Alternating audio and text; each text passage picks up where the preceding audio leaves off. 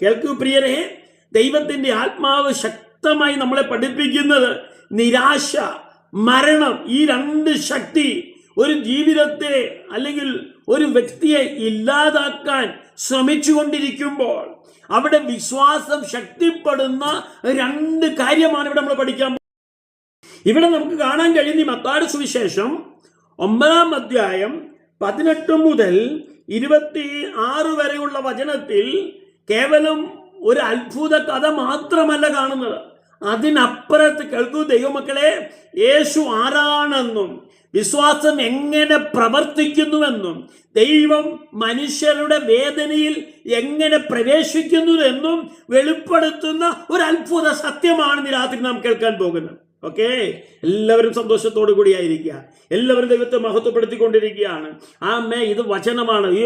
ഞാൻ കേവലം നിങ്ങളെപ്പോലെ ഒരു സാധാരണ മനുഷ്യനാണ്. പക്ഷെ എനിക്കൊന്നറിയാം, സംസാരിക്കുന്ന വാക്കുകൾ ദൈവത്തിൻ്റെതാണ്, വചനം ദൈവത്തിൻ്റെതാണ്. അത് എന്നെയും നിങ്ങൾ ഒരുപോലെ സന്തോഷത്തിലേക്കും ദൈവിക സൗഖ്യത്തിലേക്കും നയിക്കുന്നതാണ്. ദൈവം എന്ന യാഥാർത്ഥ്യത്തെ പൂർണ്ണമായി നമ്മൾ അനുഭവിക്കുന്ന നിമിഷമാണ് ഇന്ന് രാത്രി.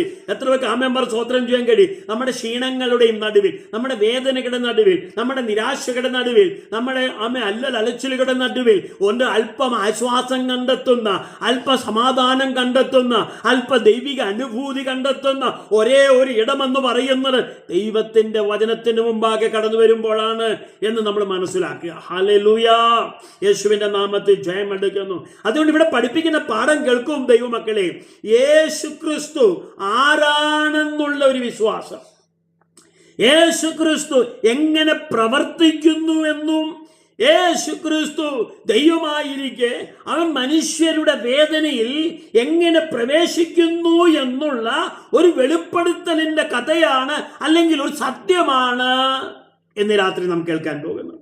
ഇവിടെ നിരാശരായ 2 ആളുകളെയാണ് നമുക്ക് കാണാൻ കഴിയുന്നത്. നിരാശരായ 2 ആളുകൾ. ഓക്കെ, ഒരാളെ സംബന്ധിച്ചിടത്തോളം നമുക്കറിയാം, ഒരു ഭരണാധികാരിയുടെ മകളാണ്. ഹല്ലേലൂയ. ആ പട്ടണത്തിലെ ശക്തമായ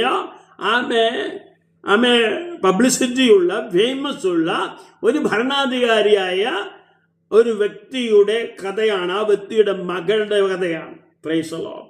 രണ്ടാമതായി നമുക്കറിയാവുന്ന ഒരു സംഭവമാണ്, 12 വർഷമായിട്ട് ബ്ലഡ് ക്യാൻസർ പോലുള്ള രക്തസ്രവം ബാധിക്കുന്ന ഒരു സ്ത്രീയുടെ ചരിത്രമാണ്. വാസ്തവത്തിൽ ഇതൊക്കെ നമുക്ക് പരിചിതമായ കഥകളാണ്, പരിചിതമായ അവസ്ഥകളാണ്. പക്ഷെ ഇതിനകത്ത് നിക്ഷിപ്തമായിരിക്കുന്ന ദൈവത്തിന്റെ അധികാരത്തെയാണ് നാം പഠിക്കാൻ പോകുന്നത്. ഇതിനകത്ത് നിക്ഷിപ്തമായിരിക്കുന്ന ദൈവത്തിന്റെ ശക്തിയെക്കുറിച്ചാണ് നമ്മൾ ഗ്രഹിക്കാൻ പോകുന്നത്. Hallelujah, praise the Lord. ദൈവത്തിന് മഹത്വം ഉണ്ടാകട്ടെ. ഇവിടെ നമ്മൾ പഠിക്കുമ്പോൾ ഒരാള് ബഹുമാനിക്കപ്പെടുകയാണ്, ഒരാള് ആദരിക്കപ്പെടുന്നു, മറ്റൊരാളെ സംബന്ധിച്ചിടത്തോളം നിരസിക്കപ്പെടുന്നു, ഒറ്റപ്പെടുന്നു, ആർക്കും സ്വീകരിക്കുവാനോ അംഗീകരിക്കുവാനോ കഴിയാത്ത ഒരു വ്യക്തിയായിട്ട് മാറുന്നു. കാര്യങ്ങൾ മനസ്സിലാവുന്നുണ്ടോ? യായിറോസ് എന്ന് പറയുന്ന ഭരണാധി പ്രമാണി, ആ വ്യക്തിയെ സംബന്ധിച്ചിടത്തോളം അദ്ദേഹം ബഹുമാനത്തിന് അർഹനായ ഒരു വ്യക്തിയാണ്.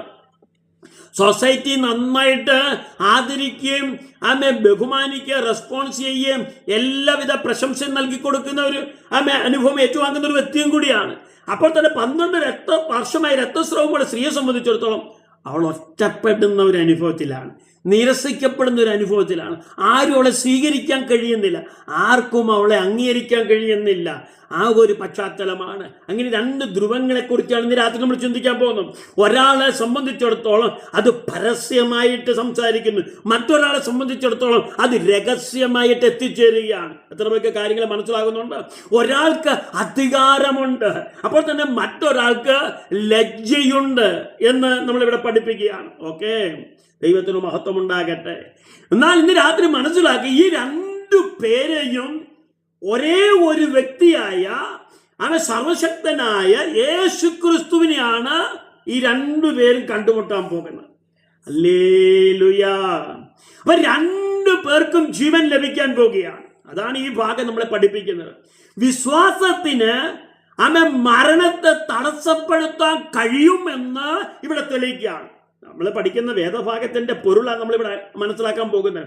കേവലം അരമണിക്കൂർ നമ്മൾ ചെലവഴിക്കുമ്പോൾ കേവലം നമ്മൾ അറിഞ്ഞ സത്യങ്ങൾ ഒന്ന് മനസ്സിലാക്കി ഇത് ഇത്രയേ ഉള്ളൂ എന്ന് പറഞ്ഞ് അങ്ങ് നമ്മൾ മടങ്ങിപ്പോകുന്നതിനേക്കാൾ അപ്പുറത്ത് ഇതിനകത്തേക്ക് നമ്മളൊന്ന് കടന്നു ചെല്ലുക, ഇതിനകത്തെ ആ ദൈവീയ അനുഗ്രഹത്തെ, സത്യങ്ങളെ ഗ്രഹിക്കുകയാണ്. അത് മനസ്സിലാക്കി കഴിയുമ്പോഴാണ് നമ്മുടെ ഹൃദയത്തിനകത്ത് നല്ല ഒരു സ്പിരിറ്റ് അനുഭവം അല്ലെങ്കിൽ ആത്മീയ ചൈതന്യം നമ്മൾ അനുഭവിക്കാൻ കഴിയുന്നത്. മനസ്സിലാക്കൂ പ്രിയരെ, വിശ്വാസത്തിന് മരണത്തെ തടസ്സപ്പെടുത്താൻ കഴിയും. കാരണം ഈ യായിറോസിന്റെ മകൾ മരിച്ചു എന്നാണ് ഇവിടെ പറയുന്നത്. എന്നാൽ മരിച്ചു എന്ന് പറയുന്ന ആ സംഗതിയെ ഇവിടെ വിശ്വാസം കൊണ്ട് എന്ത് ചെയ്യാണ്? തടസ്സം ചെയ്യാണ്. അത്രയും നിങ്ങൾ മനസ്സിലാക്കുക. ഓക്കെ, അതായത് വിശ്വാസത്തിന് നമ്മുടെ മുമ്പിലുള്ള സകല സാമൂഹികമായ തടസ്സങ്ങളെയും എന്ത് ചെയ്യും? മറികടക്കാൻ കഴിയും. ഓക്കെ, വിശ്വാസത്തിന് യേശു ക്രിസ്തുവിനെ അവന്റെ ചലനത്തിൽ പോലും അവൻ ദൈവത്തിന്റെ പ്രവൃത്തിക്ക് വേണ്ടി തയ്യാറാകും. മരണത്തെ നീക്കം ചെയ്യാൻ കഴിയുമെന്ന് ഇവിടെ തെളിയിക്കുകയാണ്. വാസ്തവത്തിൽ വിശ്വാസം എന്ന് പറയുന്നത് ഉച്ചത്തിലുള്ള ഒരു മതമല്ല പ്രിയരെ. വിശ്വാസം എന്ന് പറയുന്നത് ഇന്ന് കാണപ്പെടുന്ന സംഘടനകളല്ല. അത് മനസ്സിലാക്കണം.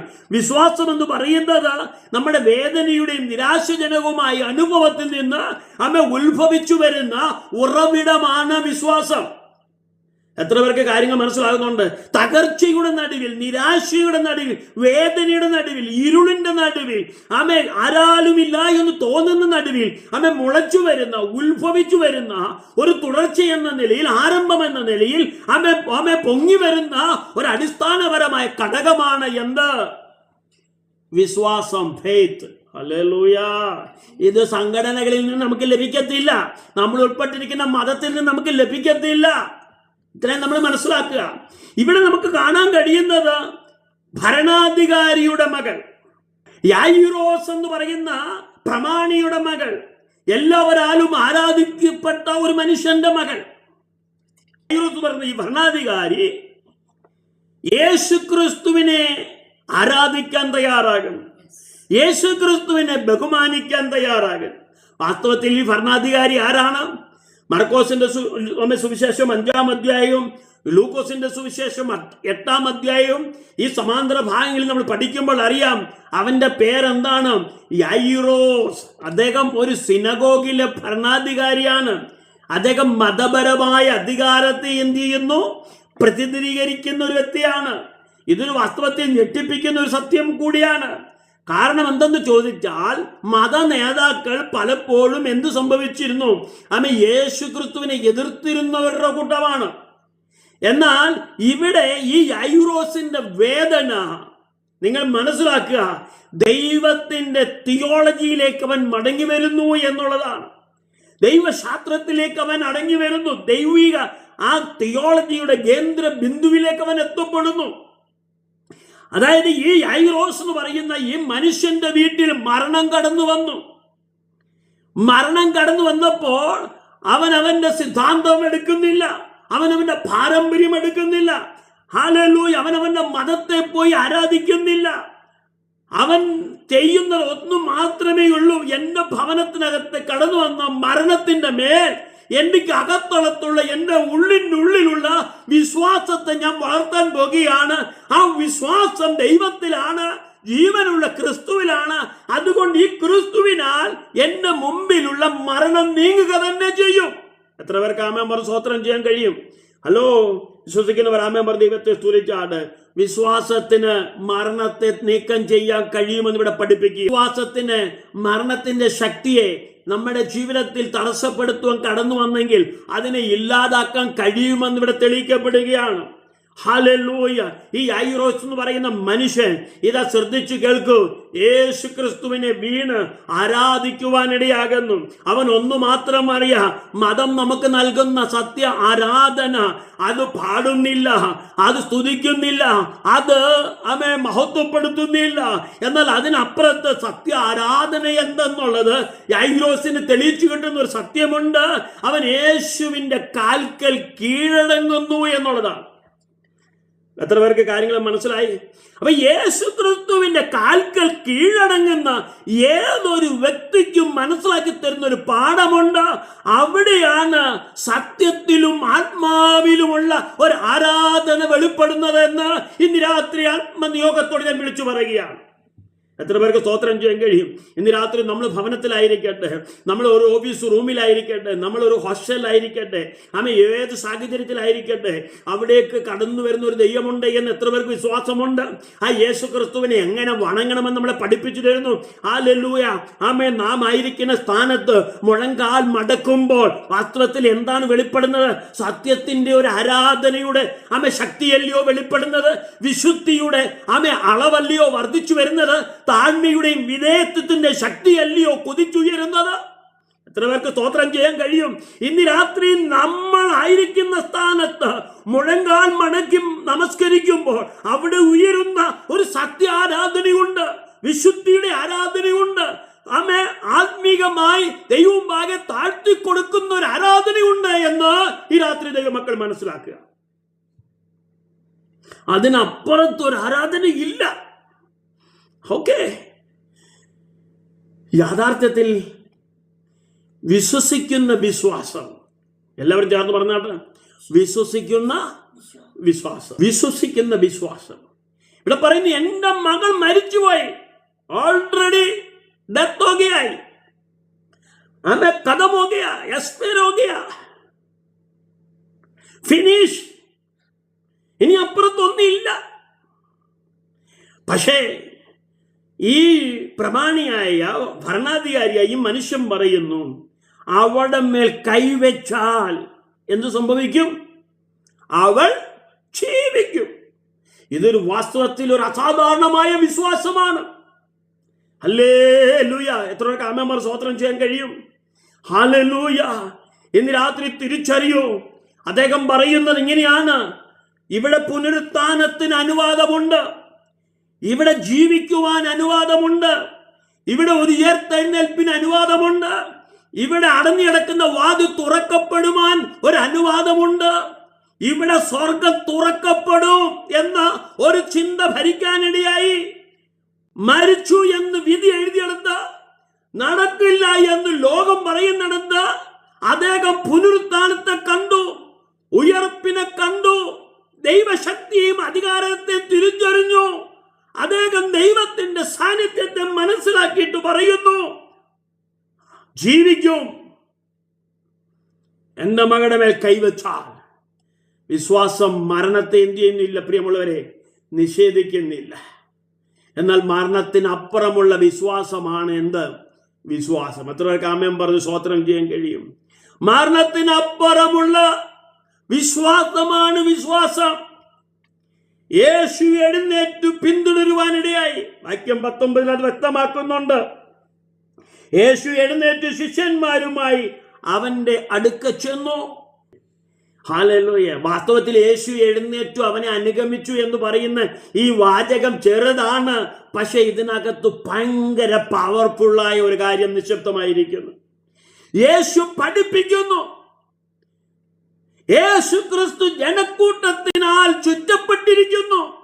യേശു ക്രിസ്തു ശുശ്രൂഷയുടെ തിരക്കിലാണ്.